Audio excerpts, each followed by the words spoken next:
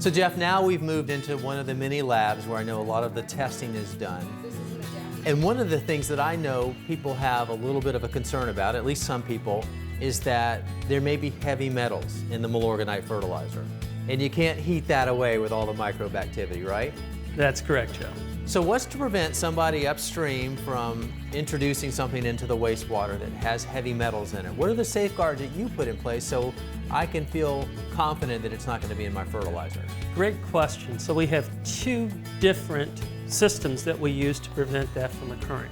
The first is monitoring industries in the area to ensure that metals that don't get treated in the biological system don't end up in the system. So we have pre-treatment system where the monitoring occurs. We actually go out on a regular basis and check out those facilities.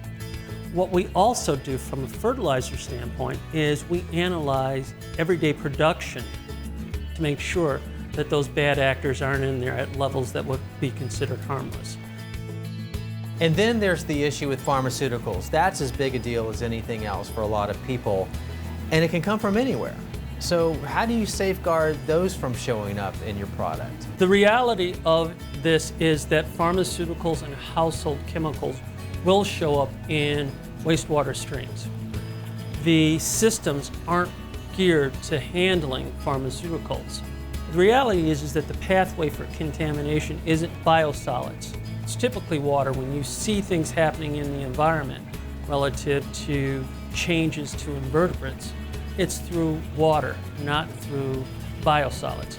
And a lot of work has been done relative to risk assessments to high exposure groups using biosolids.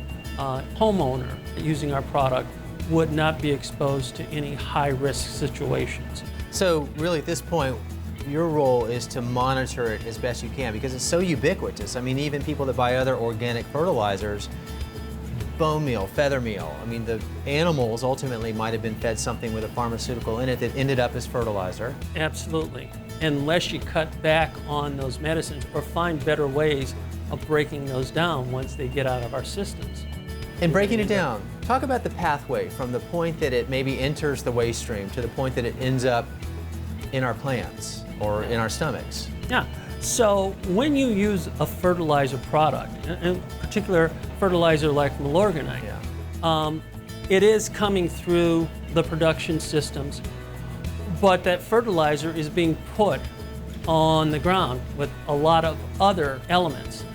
What we see through research is that the uptake of those nutrients in the fertilizer and those micro impurities of the pharmaceuticals and the like, they're not showing up in the plant. But if it's in the water to begin with, and you can't separate it out, it doesn't matter what you're making, it could end up in the finished product. Absolutely. If it's in the water, if it's in the soil profile, then you run the same level of risk.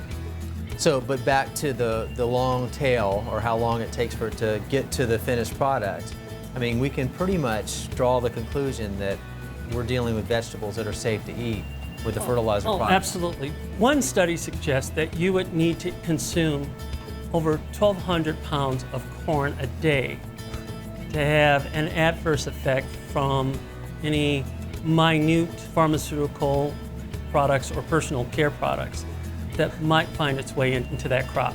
Wow. And it's only because we now have the ability to detect down to that minute level to even know that. Absolutely. And as the science continues to advance, we'll find out more about what we're putting out into the environment and the best ways to control those issues.